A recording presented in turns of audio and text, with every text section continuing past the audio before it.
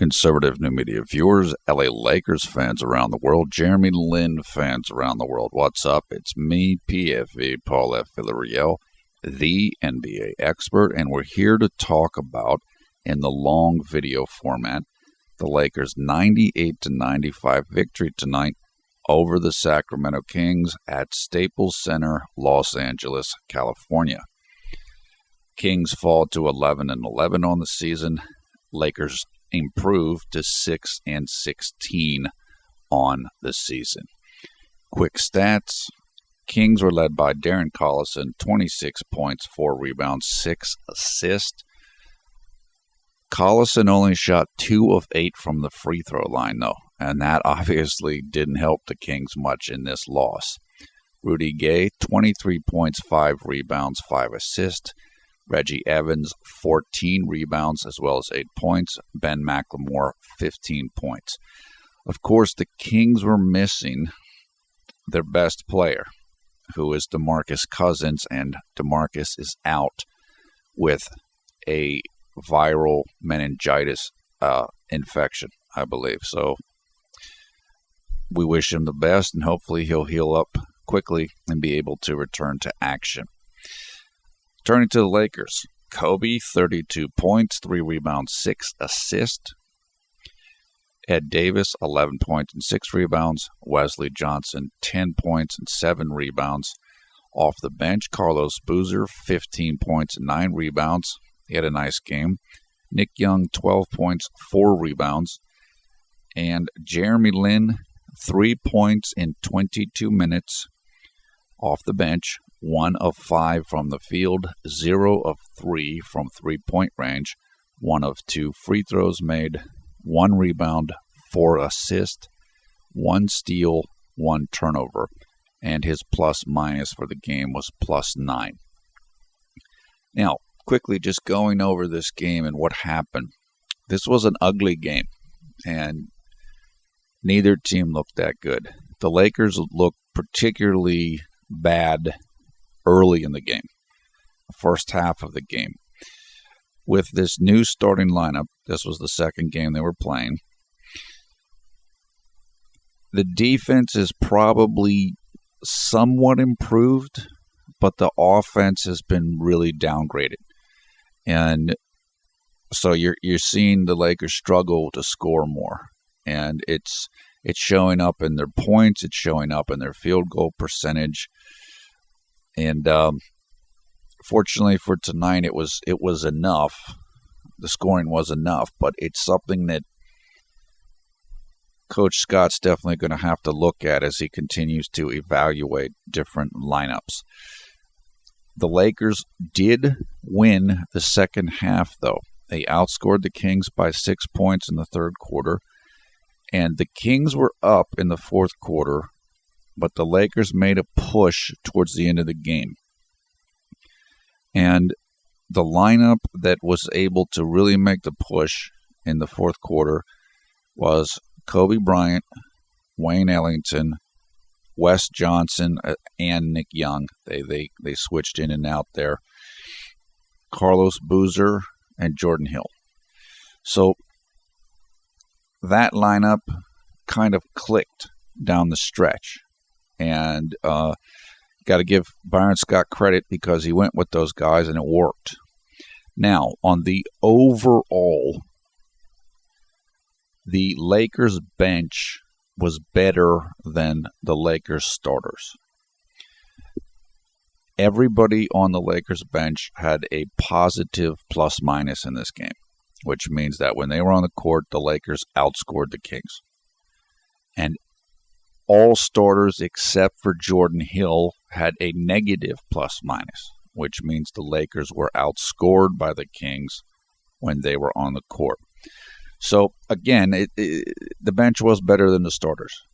And Byron Scott does have to look at all this and evaluate all this. Some of this is normal. He's coaching a new group of guys. He doesn't know them. He's trying to figure out what combinations work. I think some of it is just because the team's losing. And coming into this game, they were on track for the worst winning percentage in Lakers history, basically the worst season in Lakers history. So, as I've said before, I think Byron's getting a little desperate. He replaced Mike D'Antoni. The Lakers had a terrible season last year. They don't want to have another terrible season or even a worse season. That's not why Byron was brought in. So, necessity is the mother of invention, as the saying goes.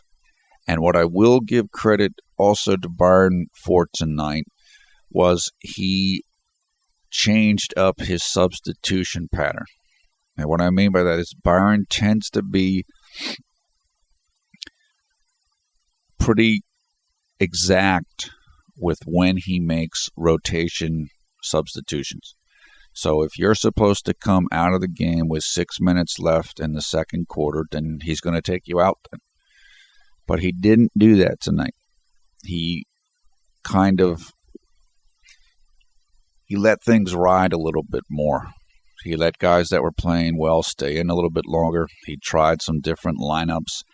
He mixed the bench in some with the starters. And honestly, it didn't work that great until the end. Now, it did work well with the bench. The bench played well together. But at the end, when he mixed in the bench with the starters, it finally clicked. And that group had energy, and they kind of locked in, and they were able to take the lead and take kind of control of the game. Now, as I said on Twitter, the Kings are not a good team without DeMarcus Cousins. With DeMarcus Cousins, they're pretty good, but without him, they're not as good. So they came into this contest having lost 16 of their last 18 games that they played without DeMarcus Cousins. And they played last night, so they're on a back-to-back, and the back-to-back is on the road. So pretty much everything that could have gone against the Kings in this game coming into it did. And so that has to be weighted into the equation here. The Lakers were actually favored in this game, which isn't something that's going to happen for them a lot this season, just given their own injuries and where the roster talent is and everything. So for whatever hopes the Lakers have this season of getting some victories or any other designs that they have on what they can accomplish this year, they must win games like this. So in that sense, it was kind of a must win. And you give the team credit. They looked pretty lifeless for long stretches of this game. But they were able to kind of pull it together, figure it out, stay with it, and they made that last surge and got the win. Kobe was very good in the third quarter. He made some key shots in the fourth quarter as well. He also hit all of his free throws, which is something that hasn't been the case earlier in the season. So he was 8 of 8 from the free throw line, and you definitely got to give him credit for that. Another thing that stood out about this game for the Lakers was they only had 5 turnovers, which is incredible. That's way below the normal NBA team average for a game. I'd have to look it up, but if I had to guess, I would say the average is maybe like 15. So they were considerably below that in this game. And that was critical for them getting this win. The Kings, on the other hand, had 16 turnovers. So if you take into account how many turnovers the Kings had, as well as, both teams actually missed free throws. They both were in the 60s for free throw shooting, which is not good. But so then it looks a lot like the turnovers decided the game. And I think that they did. The Lakers did not shoot well from three-point range tonight. So they were a little off, but they were just 20%. So they hit some clutch ones down the stretch. Lakers shot about 40% for the game. Kings shot 46%. Kings out-rebounded the Lakers, although the Lakers beat them in offensive rebounds, which is critical for getting second shots. The Lakers had 96 field goal attempts to the Kings' 70. So that's where some of those offensive rebounds show up, and as well as the turnovers. So, again, I give the Lakers a lot of credit. Give Coach Scott, give the staff, give the players credit. They had to win this game, and they won it. And look, maybe Byron Scott figured something out at the end of this game, something that will work. And as I have said in previous videos, if you're going to bench JLin for whatever reason, if that's your decision for defense or whatever you're thinking, I think it is a better choice to start Wayne Ellington than it is to start Ronnie Price. And the reason for that is early on in this game, well, actually for the entirety of this game in which Ronnie Price was playing, the Kings they were playing off of him. They weren't respecting his jump shot. And what happens with that is then they have another guy in which they can double team Kobe with. And that's what they were doing. In fact, they were double teaming Kobe when he didn't have the ball and just leaving Ronnie wide open to shoot. And unfortunately, Ronnie missed all of his jump shots. And to be fair, Jeremy missed almost all of his shots too. But Jeremy, you have to respect his shot a little bit more. With Ronnie, he's been having such a struggle shooting this year that teams know coming in, they know he's struggling. So just leave him open. There was even one play where I think, looked like they left Ronnie Price and Wesley Johnson wide open and like triple teamed Kobe. So that's a real problem. That's like a structural problem with the offense when Ronnie's in. That is why, and Stu Lance, the Lakers analyst, said this during the game, that is why I would put Wayne Ellington in with the starters if you're not going to start JLin, because Wayne has a very good shot, and you must respect his shot. So then you prevent the double teams on Kobe, and you also prevent your offense just being imbalanced. So that's I think Byron's going to have to look at that. I think he's going to have to look at that going forward.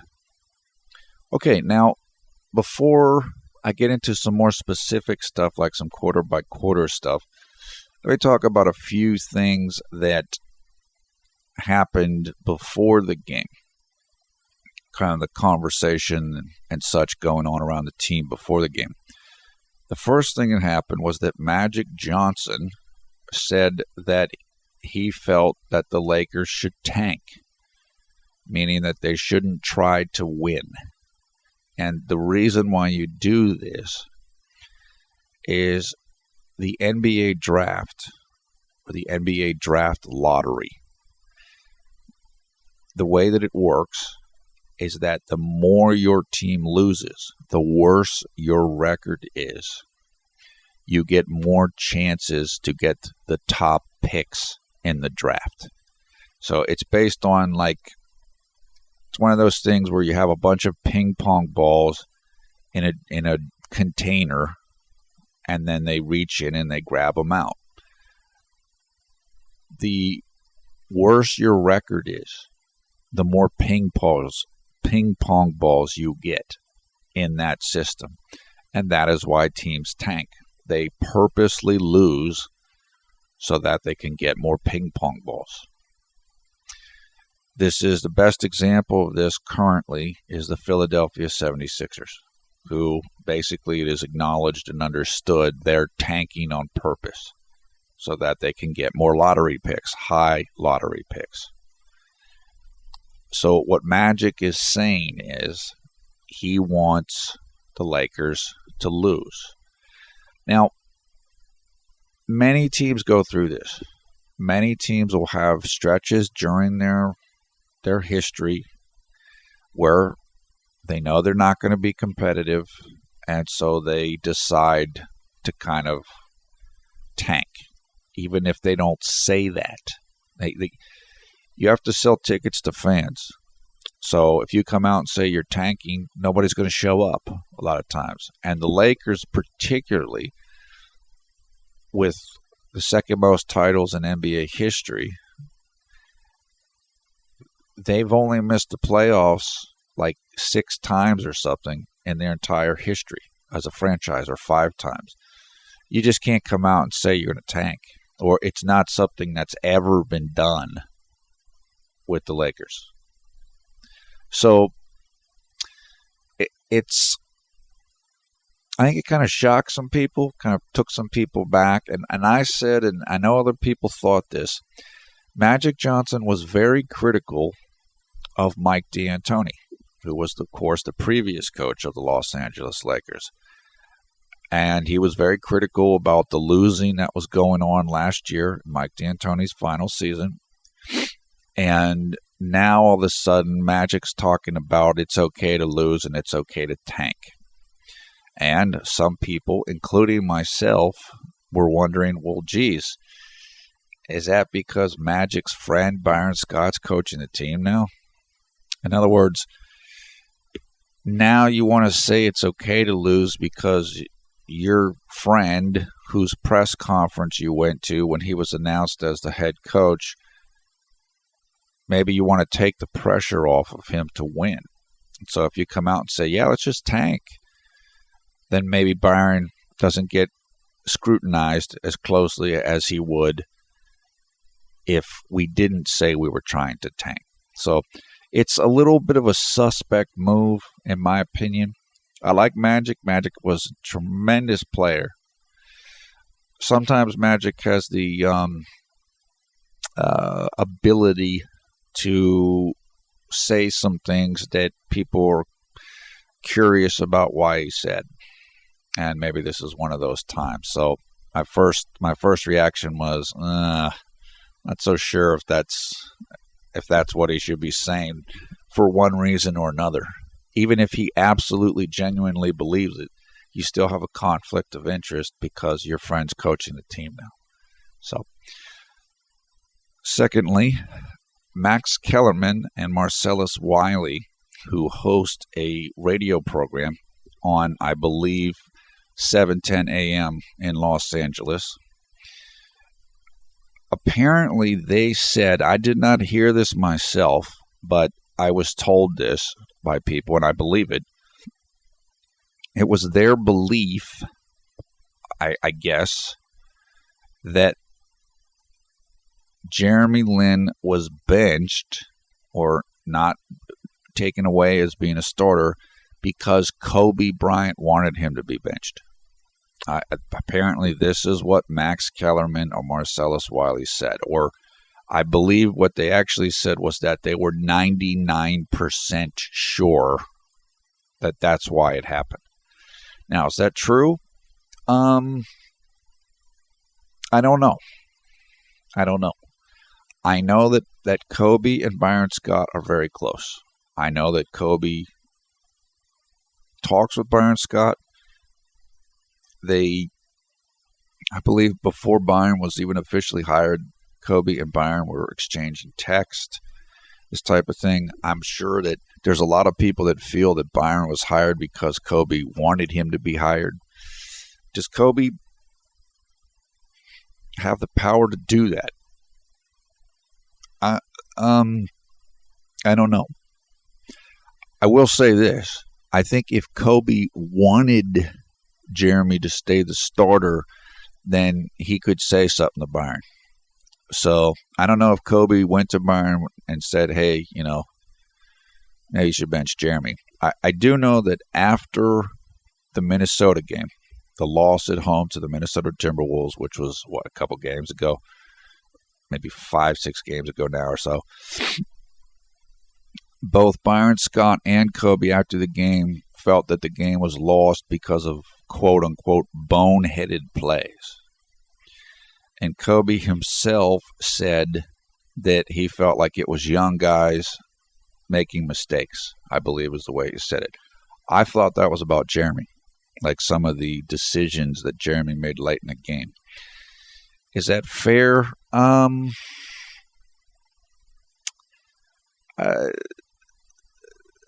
don't think it's totally fair. I believe, if I remember correctly, that Kobe missed a couple free throws late in that game. So if he makes those, maybe they don't lose that game. Does Jeremy have to continue to work on his decision making? Yes. Yes, he does. I think that is fair. He's a young player who's still developing and still improving.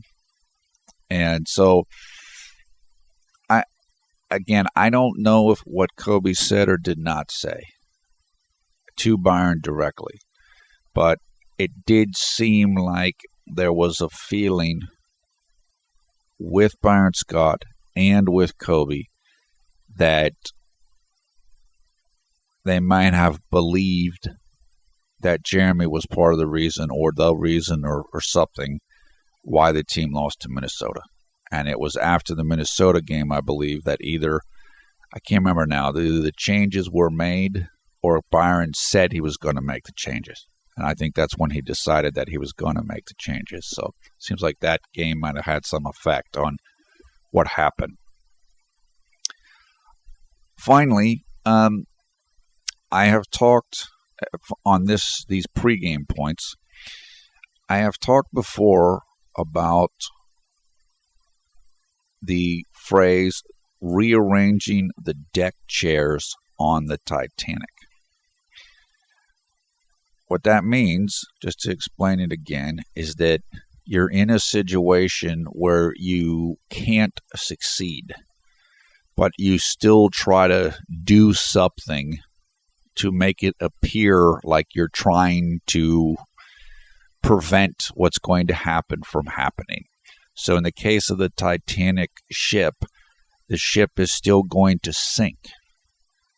But if rearranging the deck chairs, maybe that makes you feel better. Maybe you think you're doing something. Maybe that's going to change the ship from sinking. Of course, it doesn't in the case of the Titanic.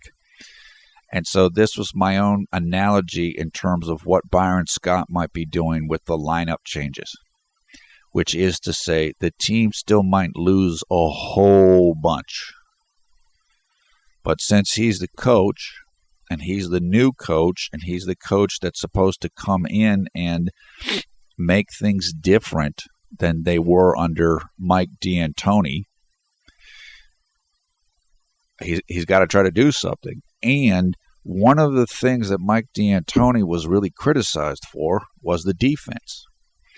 The other thing he was criticized for was that the veteran players didn't like him, or at least some of them didn't, like Jordan Hill, Kobe Bryant, Chris Kaman, etc.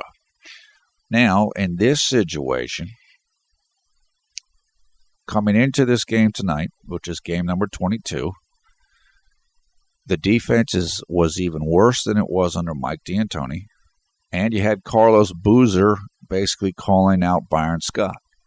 So you have a situation that's very similar to last year. So what I'm trying to say here now is, if you're Byron Scott and you're the new coach, you're trying to separate yourself from Mike D'Antoni. Maybe you make a lineup change that helps the defensive statistics, even if it's not going to help you get more wins. At least at the end of the year, you might be able to say, well, our defense wasn't as bad as it was under Mike D'Antoni. And that falls into the category of the rearranging the deck chairs on the Titanic. They're still going to lose. But maybe you can point to these things and say, well, we were a little bit better at this than it was under Mike D'Antoni.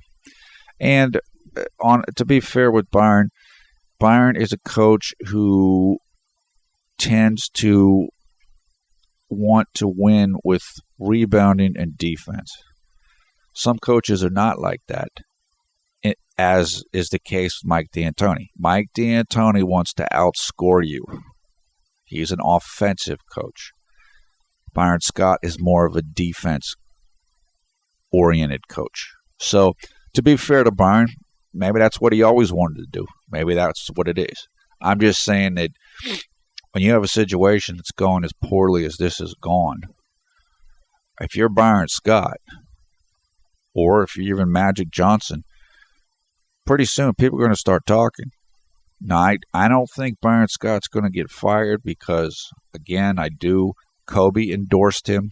There are some people that have the perception that Byron was brought in to basically manage the end of Kobe's career. In other words, we keep Byron around as long as Kobe's around. And then once Kobe's gone, maybe then we change coaches. That could very well be true. I don't know. But you still got to win. You still have to try to not embarrass the franchise and demoralize the fan base. So, sure, maybe there's some understanding. I don't know. I'm not saying there is, but perhaps there's an understanding between the organization and Byron Scott that he'll remain the coach while Kobe's still playing, but that there might be pressure to change that if the team has the worst season in franchise history. So if you're Byron Scott, you still got to try to win games, unless everybody comes out and publicly admits they're going to tank, which is not going to happen. So it's a tough circumstance for everybody. I still believe that had this team not gotten as injured as they've gotten, then things might have been quite different. But they do have the injuries. Things have started to slide, and now you're in a different position. Now you're in a position where you're fighting to stay out of last place and not have a historically bad season. On the other hand, you have a pick, I believe, from the Phoenix Suns that you only get to keep if you are one of the worst 5 franchises this year. So there's a lot of competing tensions going on here. And it's, I'm not privy to any particular special inside information, so I can't tell you what's dominating here. I think Byron Scott wants to win for himself, just so there's not calls for him to be fired. I don't know what the organization wants in terms of tanking or not tanking.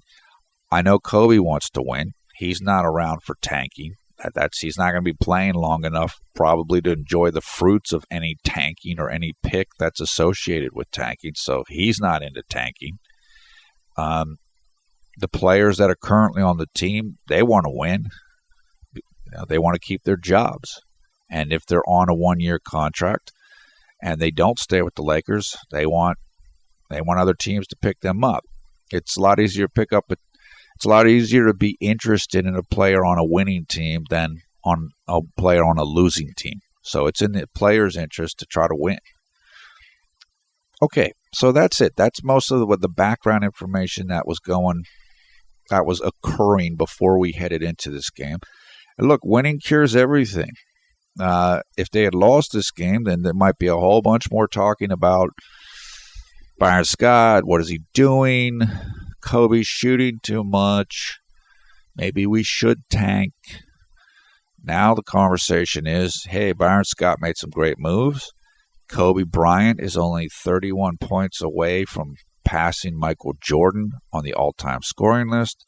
So everybody's happy tonight. Everybody that's a Lakers fan is happy because the team won. So that's kind of how it works.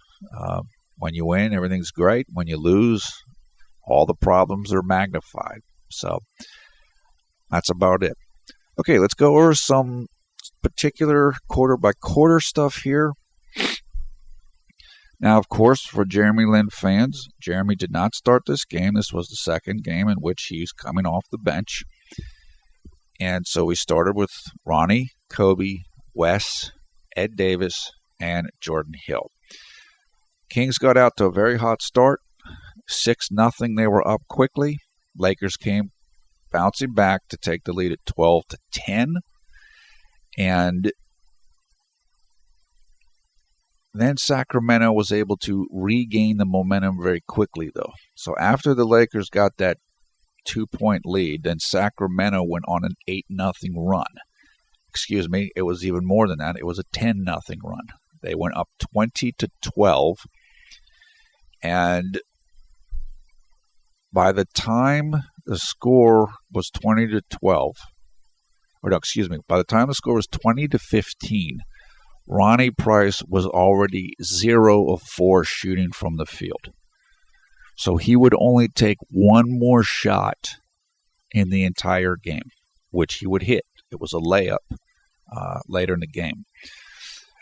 And so the Kings, as I mentioned, they were daring Ronnie to shoot. They clearly came in with a coaching game plan of leave Ronnie open and go double team on Kobe. And it worked. Particularly up until this point in the game, it worked quite well. Ronnie had missed all 4 of his shots. Sacramento was ahead by 8 points. Everything looked pretty good. Okay, so then moving on into the...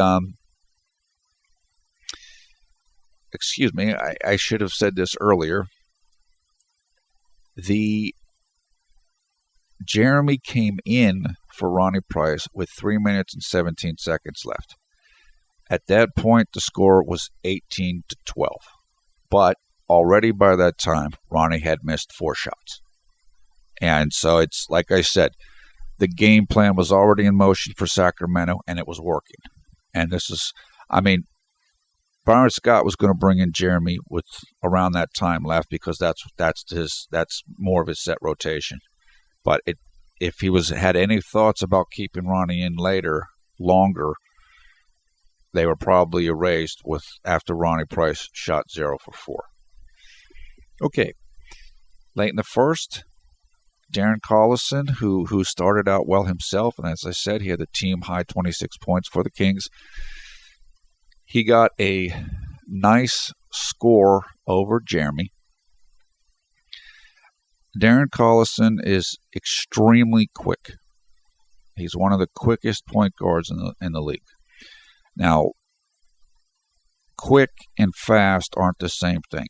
Fast means like straight ahead running speed. Quick is how quick you move. How quick you make a move on a guy. I don't know how fast Collison is, but he's really quick. And it's hard to keep in front of him for anybody in the league. Particularly for a bigger guard like Jeremy. It's just going to be difficult. And so Darren had a nice little bit of success here early against Jeremy once Jeremy came into the game. Of course, Darren was also having plenty of success against Ronnie. So it wasn't really, neither one of them was doing that great, to be quite honest with you. Then Jeremy had his first assist of the game late in the first. He passed the ball to Kobe Bryant for a post-up move. Kobe scored the ball, and he was fouled. You could see, if you were watching the game, Kobe walk over to Jeremy and say, nice pass. And it was a nice pass, so that was good to see. Then,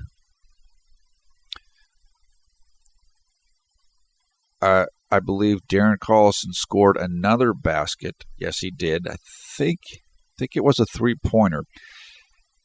The Kings were doing a nice job of setting high picks for Darren Collison.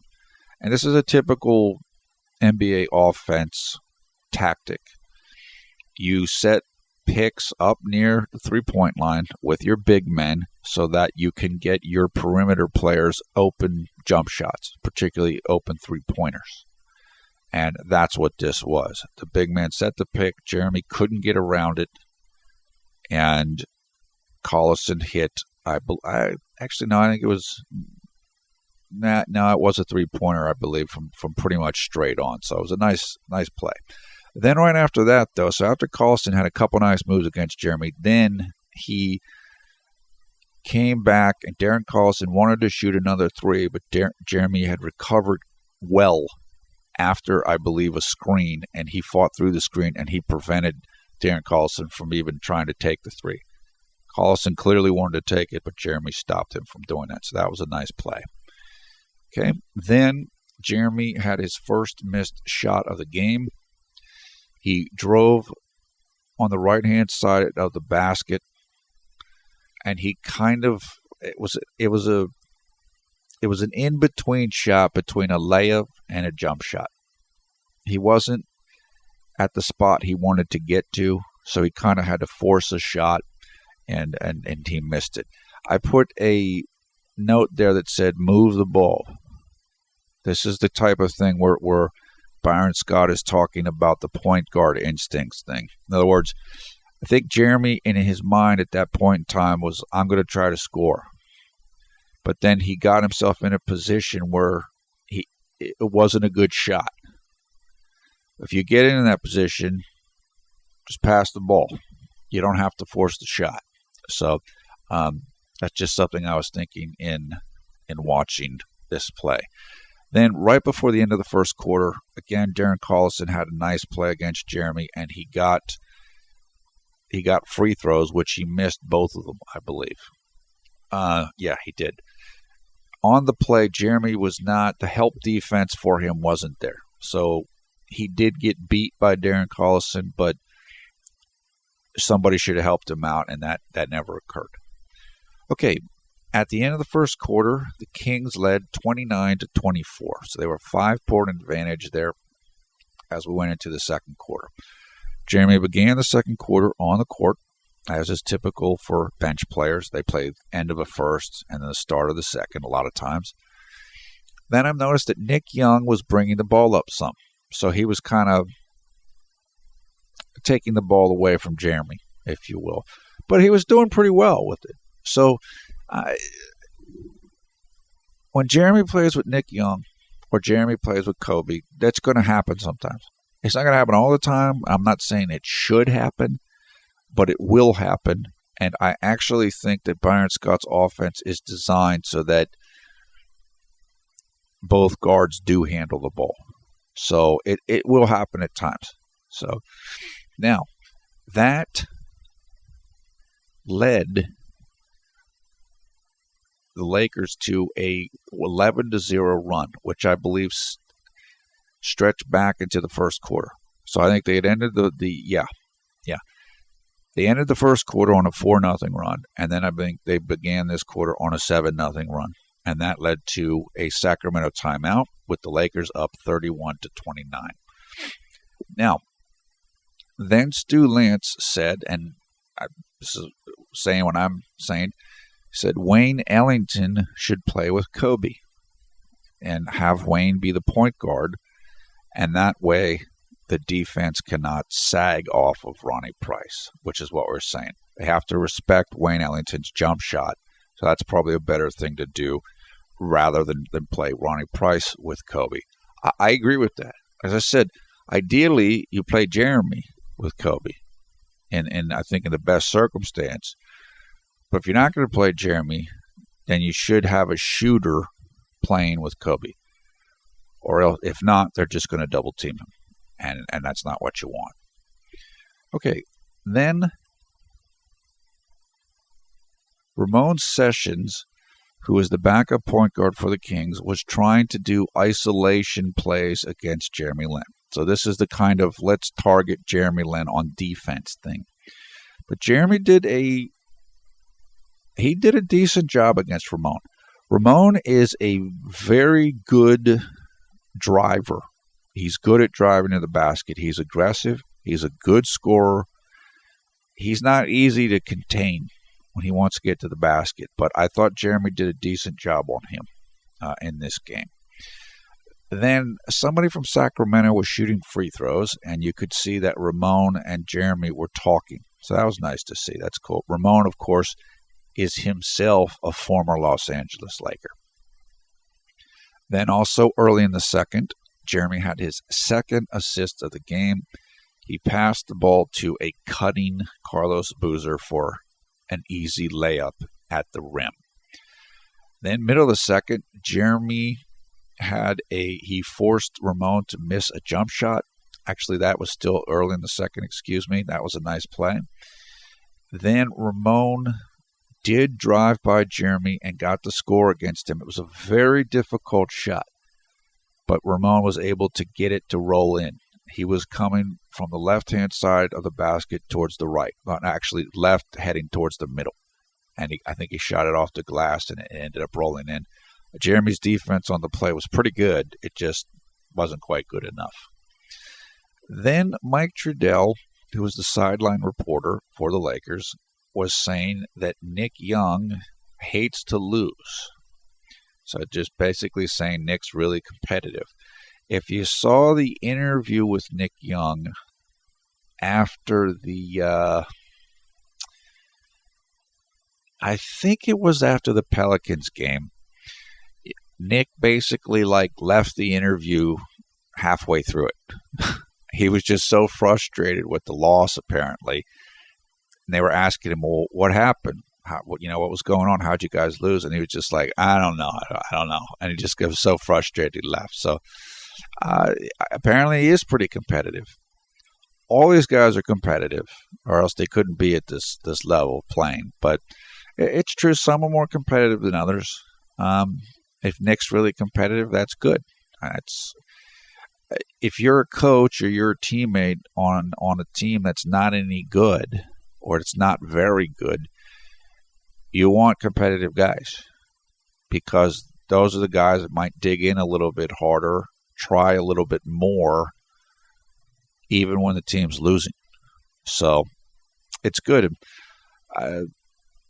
That's good. So like I said, if Nick is like that, then good. Okay, then Jeremy missed his second shot of the game. It was an open three-pointer, which I did not see, so I can't tell you where he was at on the court. I just heard them calling it while I was writing a note. And then the announcers pointed out that the Lakers bench had 20 of the last of all of the 37 Lakers points at this point in the game. What that means is that the bench had more than half of the points, even though they had not played as much to that point in time. So the bench was more effective than the starters up until this point, and the bench was more effective than the starters throughout the whole game, which makes you think, well, maybe the bench should be the starters.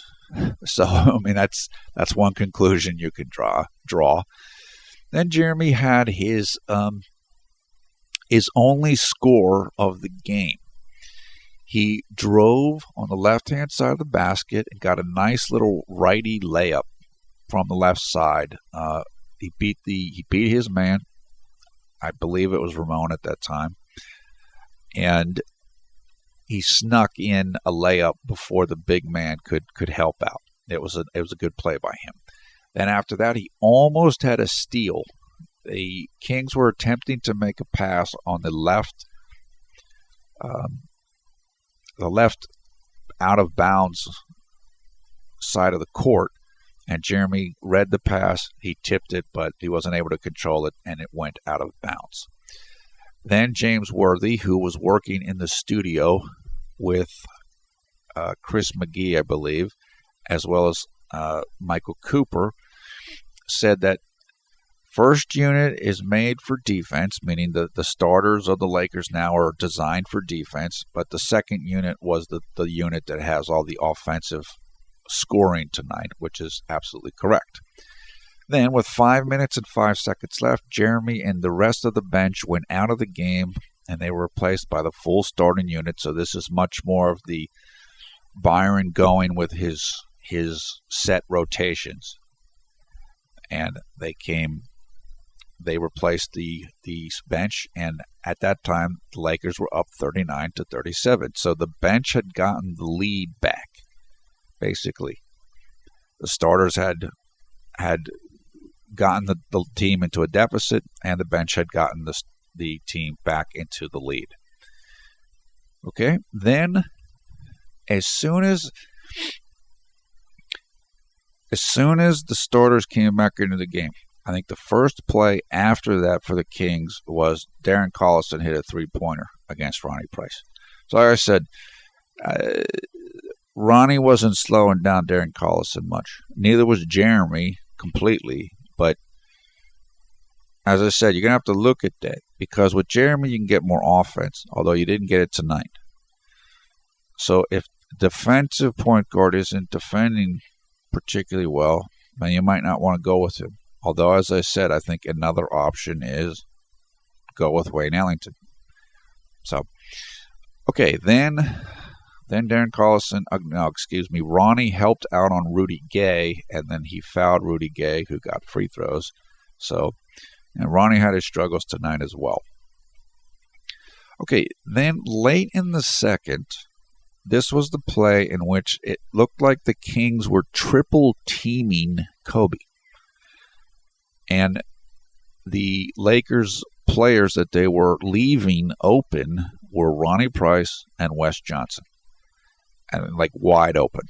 And I think right after that, or on that play, Wes Johnson took a three-pointer from about 75 degrees right of the top of the arc, and he missed it. As I said, if you can't hit shots, they're just going to keep doing what they're doing. Fortunately for the Lakers, they did hit shots later in the game, but they were struggling. They were struggling at this point in the game. The starters were in particular. Kobe bumped heads with Ben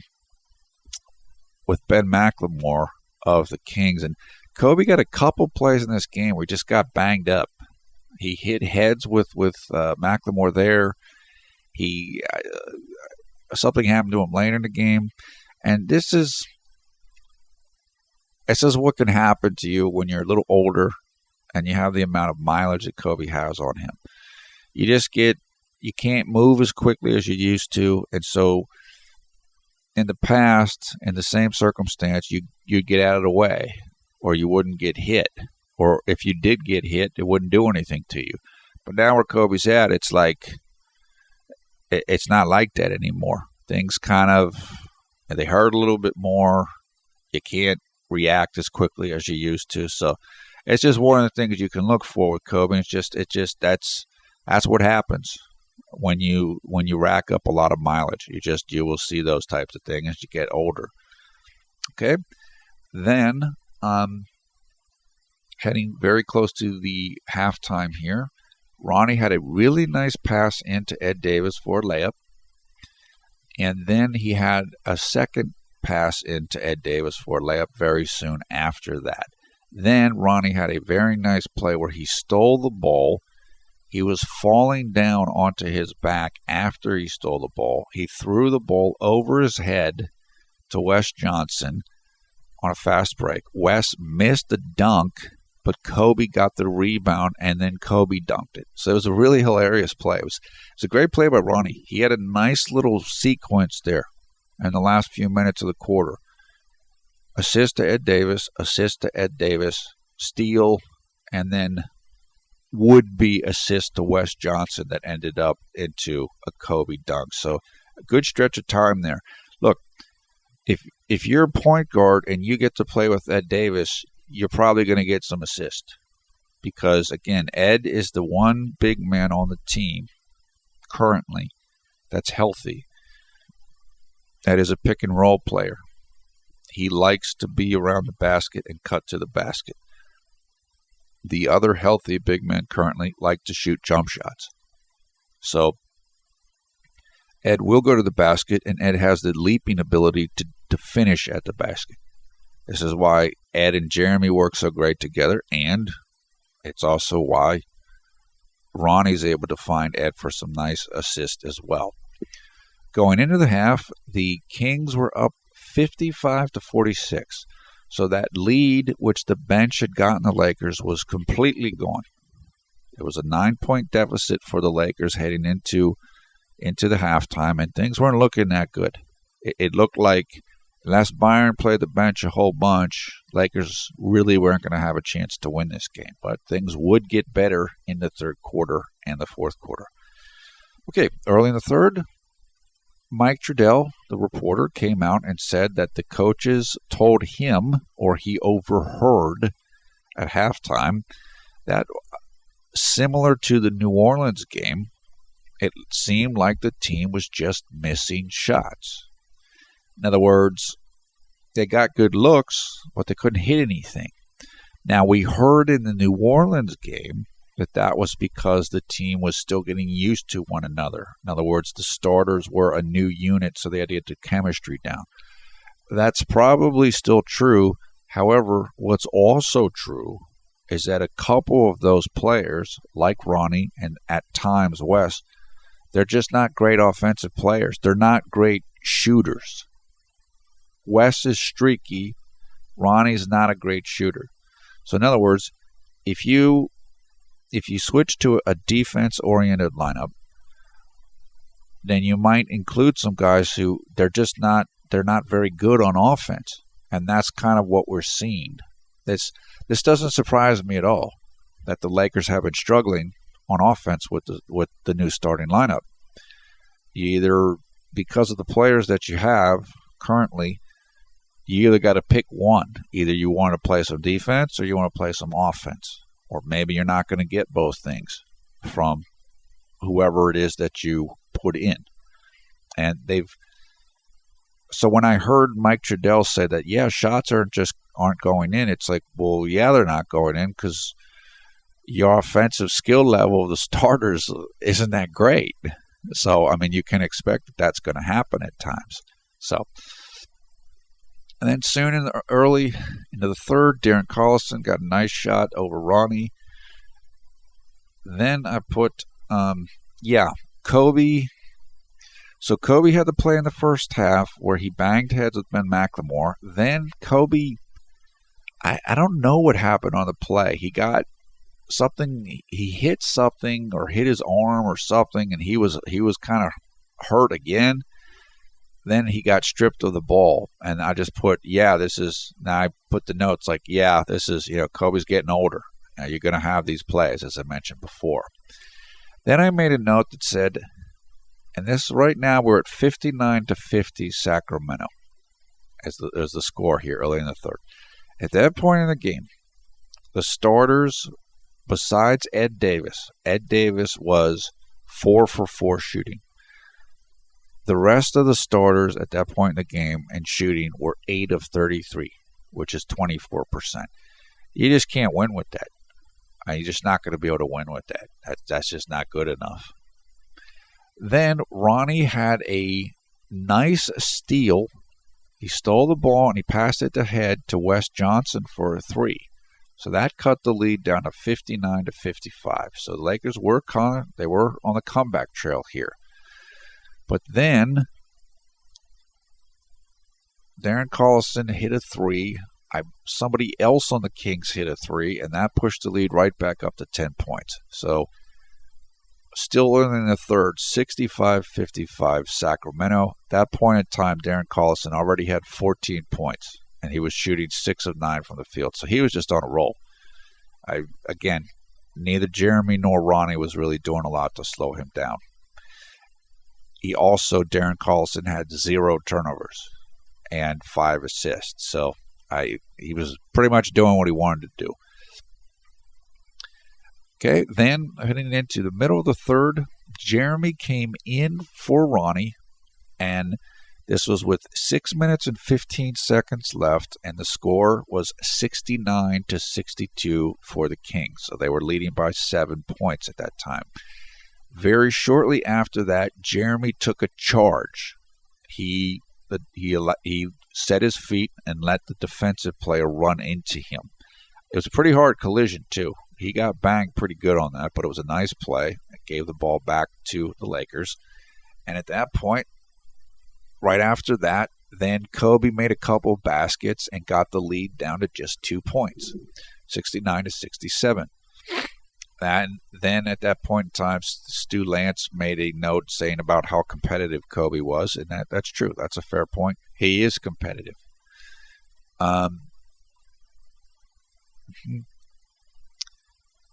Then Jeremy, also middle of the third, got a steal. I think that was his only steal of the game. He double-teamed Rudy Gay. Rudy Gay was posting up, I believe, and Jeremy came down to help out, and he knocked the ball away from Rudy Gay for a turnover. That was a really nice play. right after that, he then passed the ball to Carlos Boozer for a jump shot. So that was nice. That was his third assist of the game.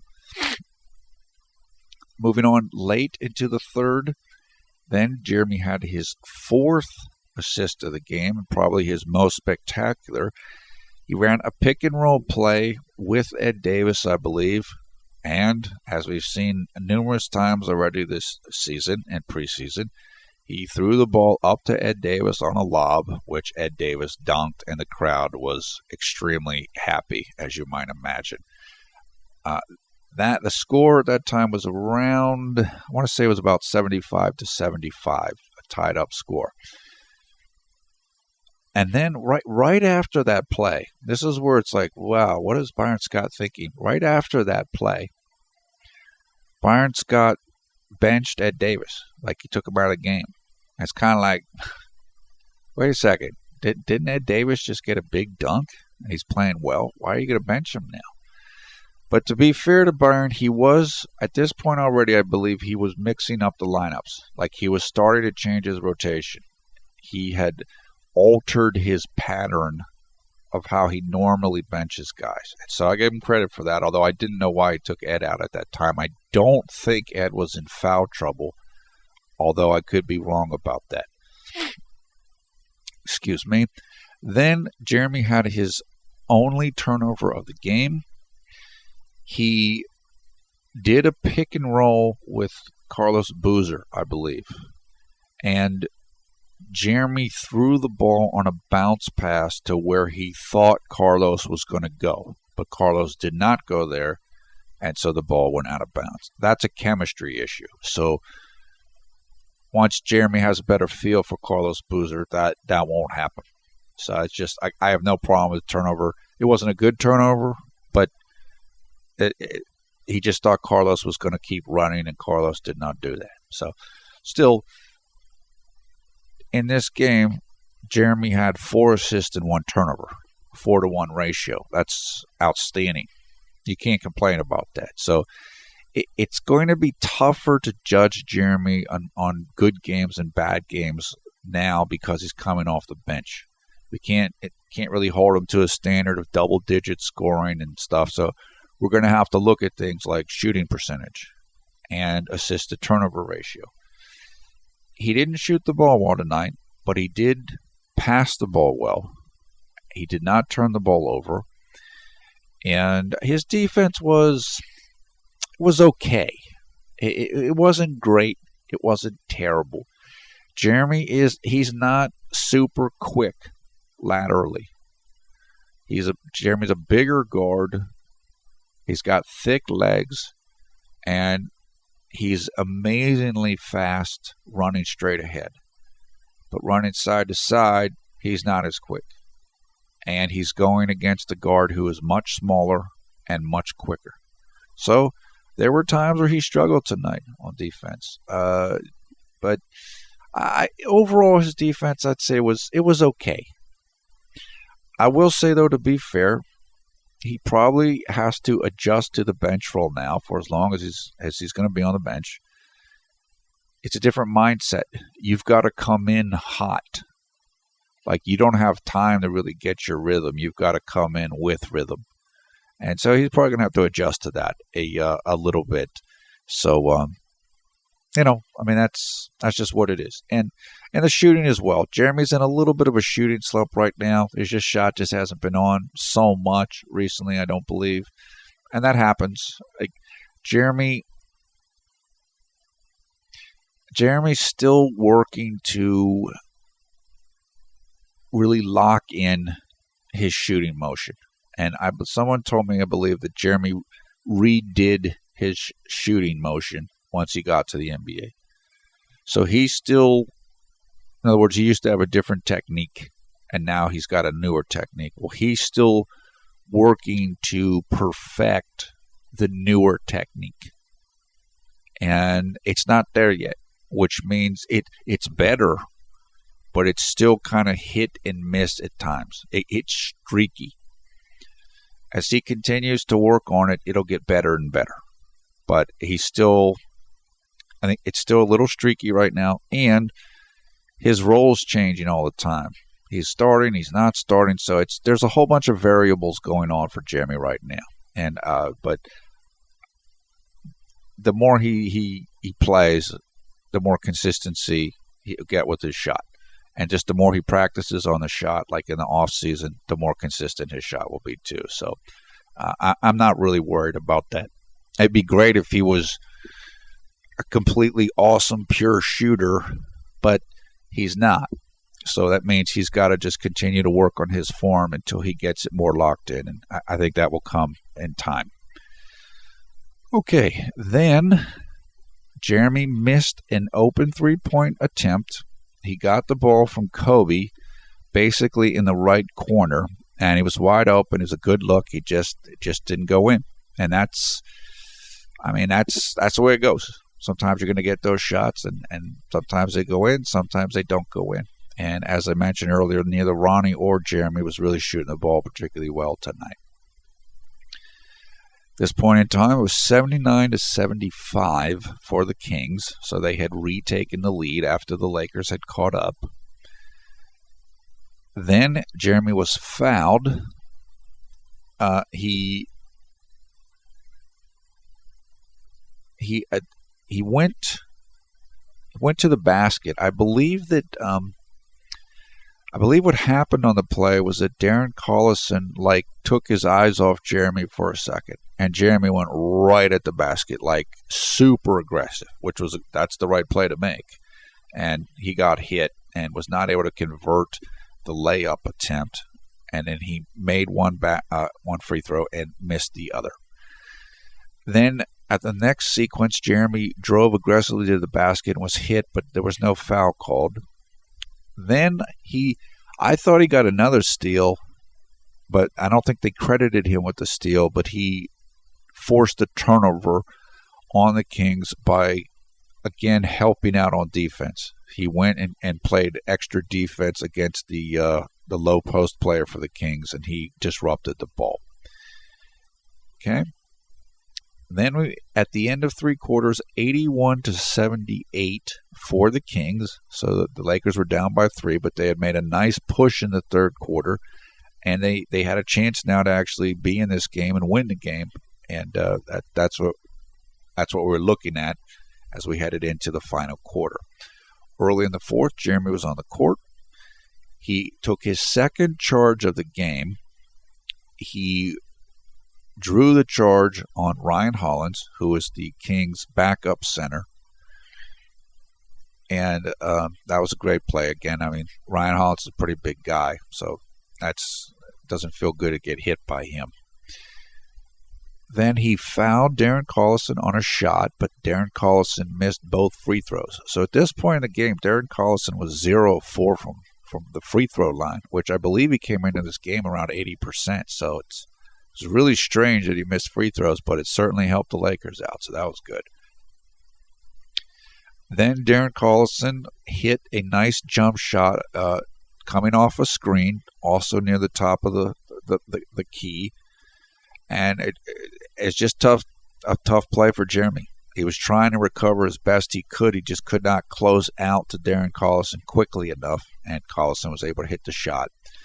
That put the Kings up 86-79, and the Lakers took a timeout with 10 minutes and 27 seconds left in the game. After the timeout, Jeremy had a really nice play where he got the ball in transition. He was running along the right-hand side of the court. Nick Young was running behind him, and Jeremy basically passed the ball right, just kind of left the ball for Nick Young right at the three-point line. It was a great play. Nick Young went for the shot. He just missed it, but it's unfortunate, but it was an excellent play by both players. Just some of the shots go in and some of them don't. Then Stu Lance, on the next play, Jeremy drove into the lane and picked up the dribble. So this is one of the plays where Jeremy was in a position where he probably should have kept dribbling, but he did not. He still was able to get the ball to Carlos Boozer, though, and Carlos Boozer missed a shot. But Stu had a point there. That's true. And in that particular instance, Jeremy probably should have kept dribbling. Then Jeremy missed his final shot of the game. He had an open three-pointer. I don't remember where he was situated at, but he missed it, and that made him 1 for 5 on the game shooting, including 0 of 3 from three-point range. Middle of the fourth, the Lakers appeared to go into a zone defense, and that's, again, that's not the typical defense. Typical NBA defense is man-to-man. You guard your man wherever he goes. Zone defense, you guard an area on the floor. So if a man comes in there, you guard him. If the man leaves, you don't guard him anymore. So the zone is usually used to help a team that's a little older or it's not super athletic, and it can be effective. So kind of just, you also use zone sometimes to confuse the offense. If the offense is in a good groove and you want to get them out of the groove, maybe you will switch to a zone defense just to kind of throw them off. Okay, that Jeremy came out of the game for the final time with 6 minutes and 26 seconds left. At that point in the game, the score was 88-82 Sacramento. And this is when we went into the Wayne Ellington, Kobe Bryant backcourt lineup. And it worked, as I said. It was Kobe, Wayne Ellington, Wes Johnson, Carlos Boozer, and Jordan Hill. The lineup came in, and he started making a push. Wes Johnson hit a three-point basket with 4 minutes and 26 seconds left, and that made the lead for Sacramento 88-87. During the timeout, I believe the timeout was taken right around that time, and I don't know if it was the Kings or if it was just a television timeout. Excuse me. They went to James Worthy in the studio, and James Worthy said that Byron Scott made the lineup changes to get a psychological response. And what he was meant by that was, and he also said that Carlos Boozer was responding.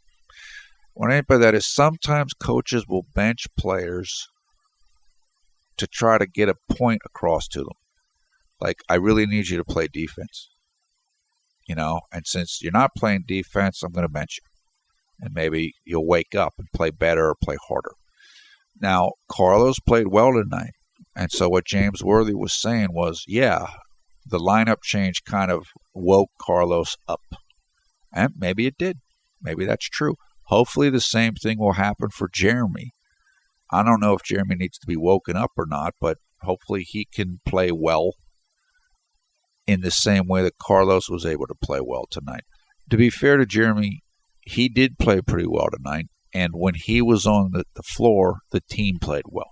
So we got to say that. I'm not just trying to diss Jeremy and pump up Carlos Boozer. Okay, moving into late in the fourth, there was a sequence where Jordan Hill missed a layup, but then on the other end, he got a block shot, and then Sacramento got a block shot in the other game. So the game was really picking up intensity now.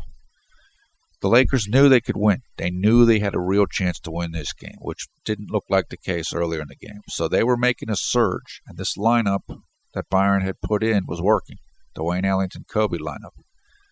And so, like I said, both teams were, the intensity was really picking up. Then I put Wayne Ellington, nice defense against Darren Collison. Wayne did a good job against Darren Collison on a couple sequences late in the game. Not on all of them, but on a few of them. And again, Wayne is bigger than Ronnie, and he is bigger than Jeremy. He's taller, a little bit broader, but he did a good job. I got to give him credit. Then soon after that, though, Darren Collison was able to beat Wayne Ellington on a play, and that tied the score up after the Lakers had gotten the lead. So that then took us to 92-92 late in the fourth. Then I put energy. The team has energy now, and they did. This lineup and this surge was carrying them. You could see it. You could feel it. The crowd was into the game, and Lakers were in the position that they needed to be able to get the win. Then Darren Collison was fouled by Wayne Ellington, so now Collison was kind of settling in, and he was making adjustments to whatever he had to do against Wayne, and so it was getting a little tougher then. Then I put Byron Scott finally found the right lineup, which to me, if Jeremy's not in the game, should be Wayne and Kobe. That's just, it's the proper offensive balance that you want. Okay? Then Darren Collison got 2 free throws. He made one, missed the other. That put the Kings up 93-92. And then Nick Young came in late. I don't know exactly what the score was when he came in. He came in to replace Wayne Ellington, I believe. I think that was, or he either came in for Wayne or he came in for Wes. Actually, he might have come in for Wes. Let me just correct that. I believe that's what it was. I don't know if Byron Scott was going offense for defense. Like, in other words, when Lakers are on offense, he'll put in Nick, and then when they're on defense, he'll put in Wes. I don't remember that exactly. I think he just put Nick in and kept him in. Lakers went up 94-93, so they were hanging on to the lead here. Then Darren Collison made a really nice reverse layup in transition to put the Kings back up. So we're kind of going back and forth here with the lead. Then Kobe was fouled. He hit 2 free throws.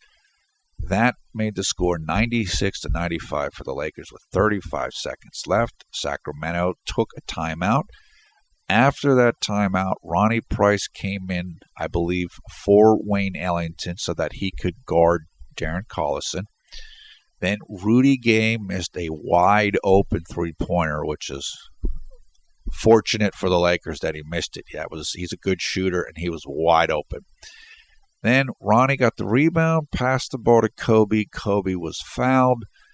Kobe made both free throws, and then I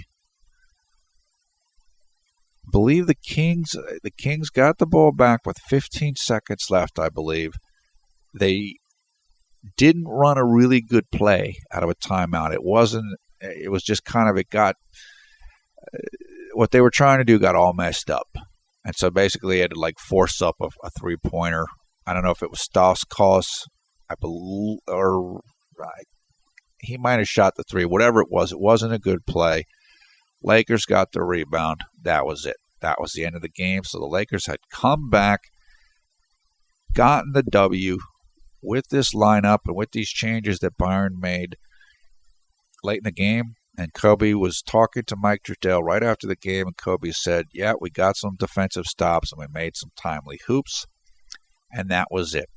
So, look, again, the overall here, there's a lot of people that are going to think Byron Scott got lucky with this. He did. I think that's true because he was trying different things, but there was some method in what he was doing, certainly late when he was putting Ronnie in to guard Darren Collison, when he took out West to put in Nick Young so he got a little more shooting. And as I said before, I think that the Wayne Ellington lineup is the way to go. If you're not going to have Jeremy in there, play Wayne Ellington more with Kobe. It's a big backcourt. They're both, I think both those guys are over 6'4", 6'5". You've got size. You've got shooting. Now, you might think that Wayne's not as good of a defender as Ronnie. That might be true. That's probably true. Ronnie's shorter, so he can probably stay up with the little quick guards better. But, look, it worked. And it's not the first time that Byron's used that lineup. He used that lineup late in the he used Kobe and Wayne together late in the Boston game. So, sure, there's some luck involved, I guess. But, again, you got to give Byron Scott credit. That lineup worked. And give him credit for putting those guys in. They were able to just hang around, and they got the win. Now, that being said, none of this happens unless the bench did what they did. If the bench was not able to produce and outperform the Sacramento bench consistently in this game, then the Lakers never would have been in a position to win in the first place. So even though Jeremy didn't shoot the ball well, he was part of a unit, and he led the unit, he and Nick Young, that kept the Lakers in the game until that last lineup and that last stretch run when the starters plus a couple bench guys were able to win. And that's about it. Look, that was it. It was a good win. The team really needed the win. So I'm happy for them. Sure, I would love it if Jeremy's starting. There are some fans who don't want the Lakers to win unless Jeremy is starting. Look, Jeremy was happy after the game. He's a team-oriented guy. If the team wins, he's happy. He doesn't care what his stats are or any of that stuff. That's a great thing with Jeremy.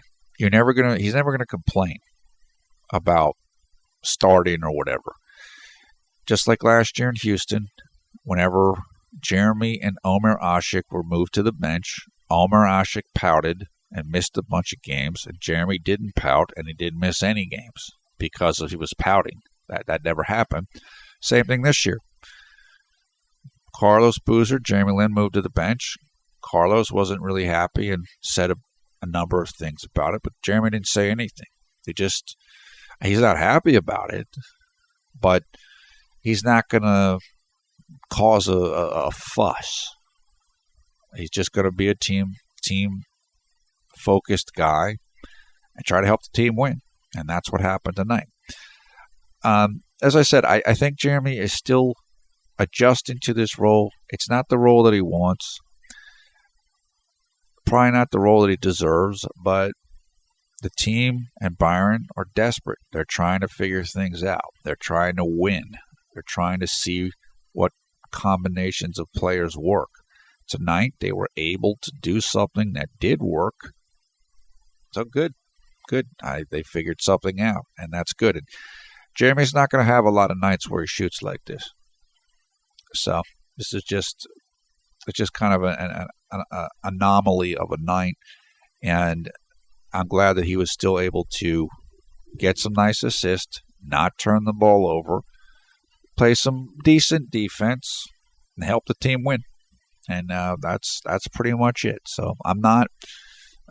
Let's move on to the next game. Hopefully Jeremy will be able to perform better offensively, and he can continue to develop.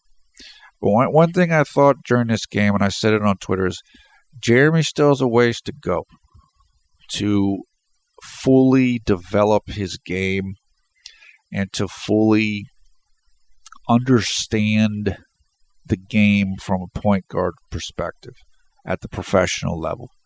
So there's still plenty for him to learn.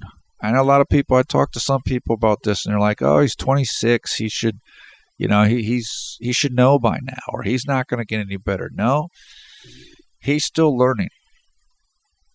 And remember, he's been in 4 different offensive systems in 5 years with 4 different coaches. He's still trying to put it all together. It's going to take him time. But that's okay.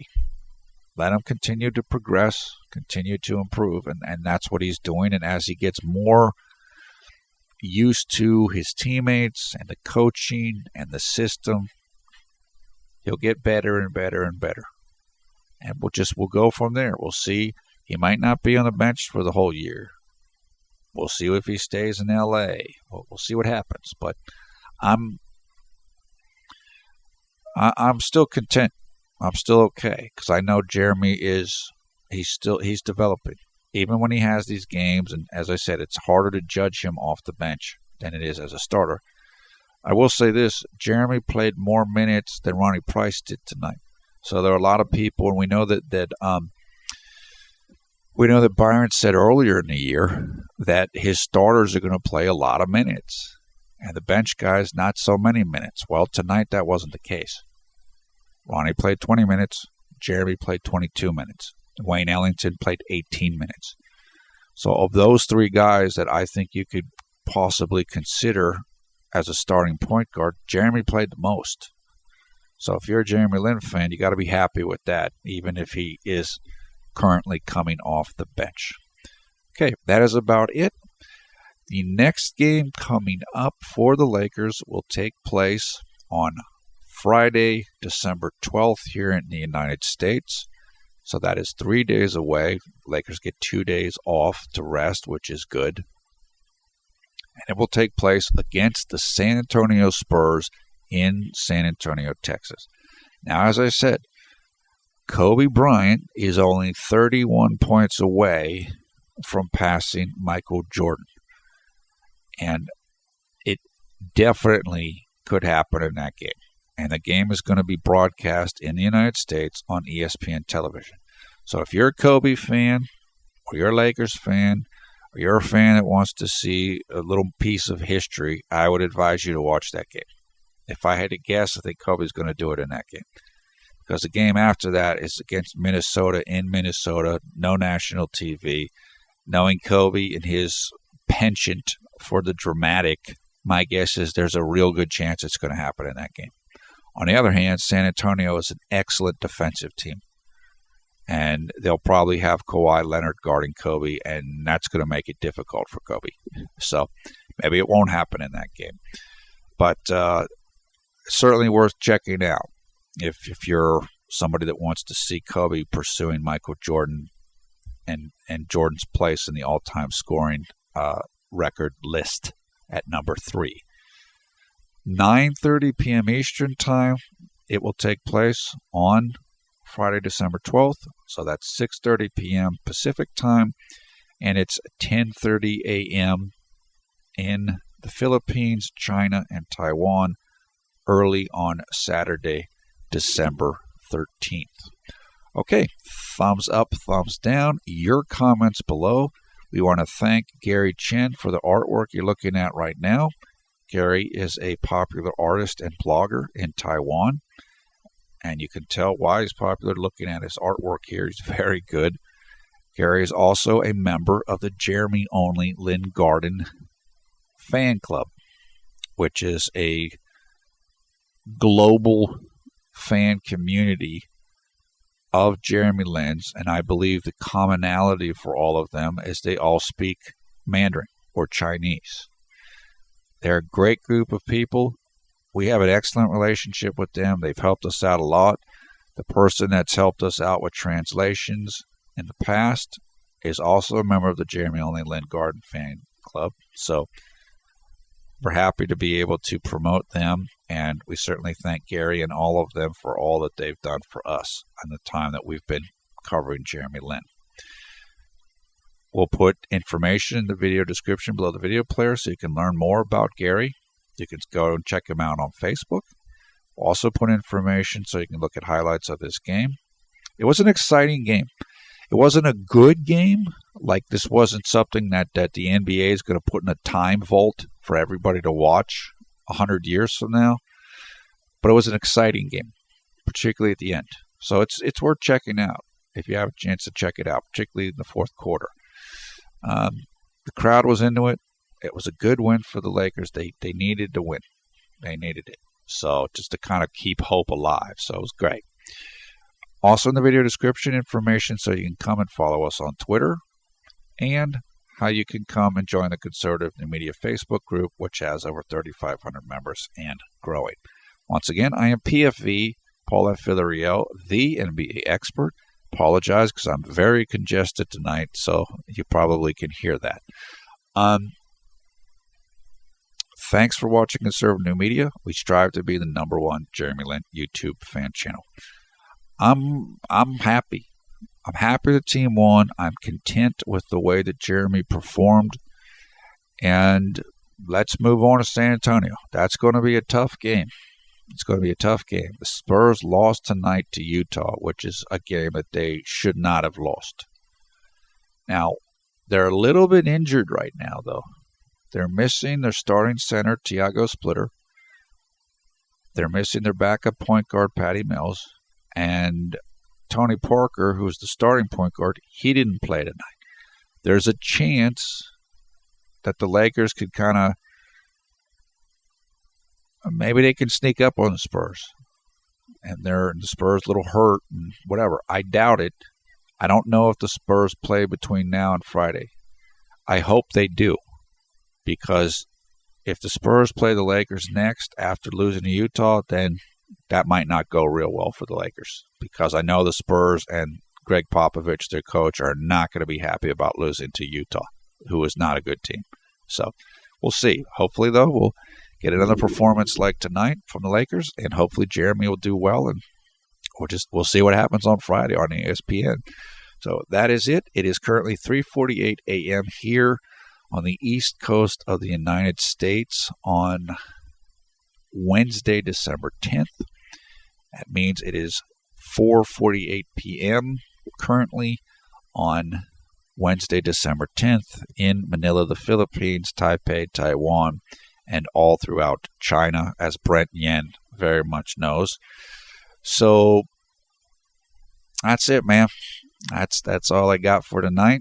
I hope everybody's having a great night or great day wherever you are around the world when you watch this video. We are happy that J-Lin told us that things seem to be settled down now in the Philippines. I hope everybody's cool there after the storm, the typhoon. And J-Lin said that the nation learned a lot from the last typhoon, so they were more prepared for it this time around, and we're glad for that. You know, there's a lot of people thinking about and praying about that storm, that hopefully it wouldn't do much damage, and hopefully that was the case. So we're happy to hear that. So, okay, that is it. Take care. We will talk to you again soon. We'll look for you in the comments and on Twitter, of course. Until then, have a great day, night, days, nights, and we'll be talking Lakers again on Twitter, and we'll be talking Lakers again with videos on Friday night. Until then, see you later.